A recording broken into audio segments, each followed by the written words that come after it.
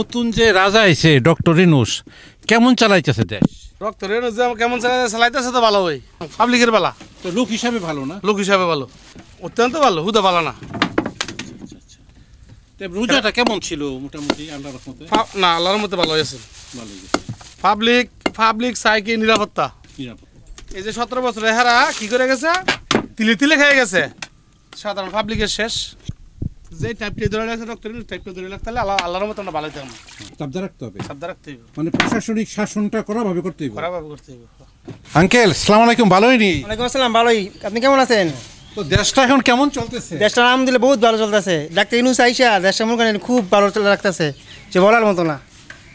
Uncle আগের থেকে এখনকার পার্থক্য কতটুকু সরকারের?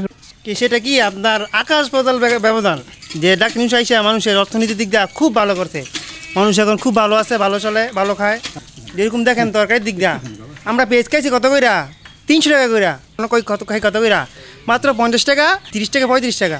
এই যে তরমুজ দেখেন, তরমুজ ছিল আগে কত 60 টাকা 70 টাকা কেজি, অথচ তরমুজ একটা বিক্রি করে না।